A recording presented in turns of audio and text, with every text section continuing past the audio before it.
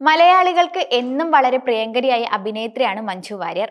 സിനിമയിൽ തിളങ്ങി നിന്ന സമയത്ത് മഞ്ജു ദിലീപിനെ വിവാഹം കഴിക്കുകയും തുടർന്ന് സിനിമയിൽ നിന്ന് വിട്ടുനിൽക്കുകയും ചെയ്തിരുന്നു.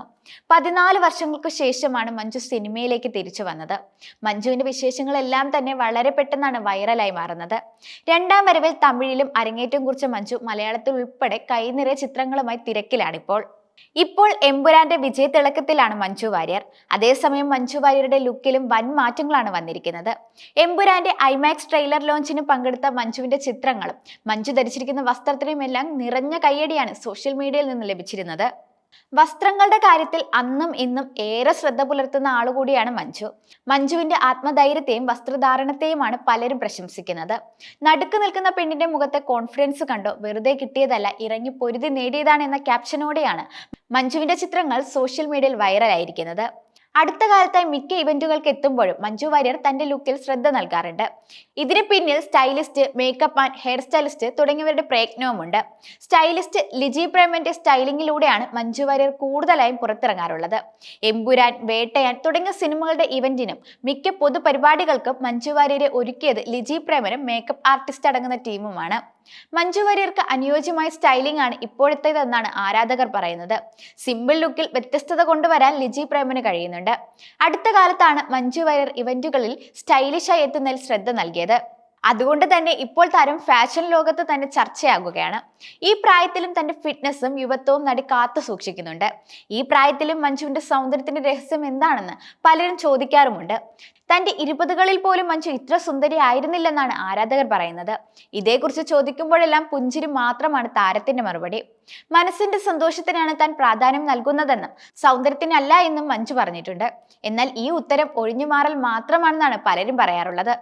മഞ്ജു സർജറി ചെയ്തുവെന്നും ഇതിനായി ലക്ഷങ്ങളാണ് മുടക്കിയതെന്നും വിദേശത്ത് പോയി സർജറി ചെയ്തുവെന്നുമെല്ലാമാണ് നടിയെക്കുറിച്ച് ഒരു കൂട്ടർ പറയുന്നത്.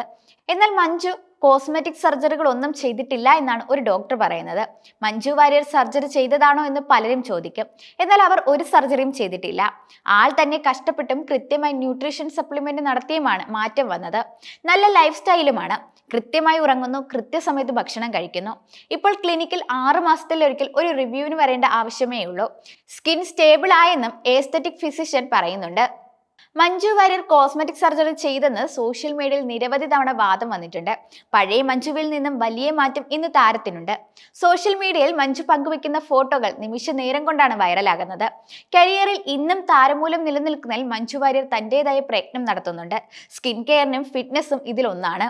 യുവത്വത്തോടെ ഇരിക്കുന്നു എന്ന പ്രശംസകളിൽ തനിക്ക് സന്തോഷം തോന്നിയിട്ടില്ലെന്ന് മുമ്പൊരിക്കൽ മഞ്ജു വാര്യർ വ്യക്തമാക്കിയിട്ടുണ്ട്.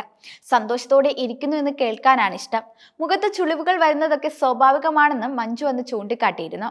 അതേസമയം സൗന്ദര്യത്തിന്റെ കാര്യത്തിൽ മഞ്ജു ശ്രദ്ധ നൽകുന്നുണ്ട് എന്ന് വ്യക്തമാണ്. ഇവന്റുകളിലും മറ്റും വളരെ സ്റ്റൈലിഷായാണ് മഞ്ജു ഇപ്പോൾ എത്താറ്.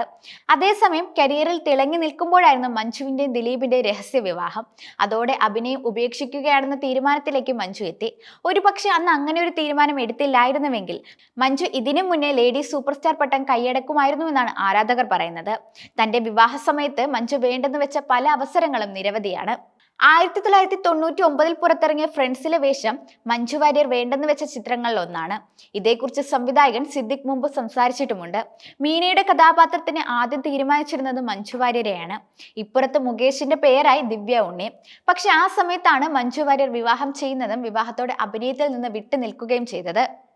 മഞ്ജു വാര്യർ പോയപ്പോൾ തങ്ങൾക്ക് നായിക ഇല്ലാതായെന്ന് പ്രൊഡ്യൂസർമാരിൽ ഒരാളായ സരിതയാണ് മീനയെ പരിചയപ്പെടുത്തുന്നത്.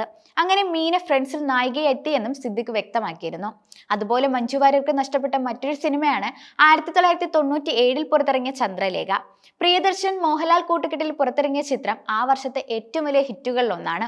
ബോളിവുഡ് നടി പൂജ ബദ്രയാണ് മഞ്ജു വാര്യർ ചെയ്യേണ്ട വേഷം അന്ന് ചെയ്തത്. മഞ്ജു ചില കാരണങ്ങളാൽ സിനിമ നിരസിച്ചതോടെയാണ് പൂജ ബന്ദ്രയിലേക്ക് ചന്ദ്രലേഖ എത്തുന്നത്.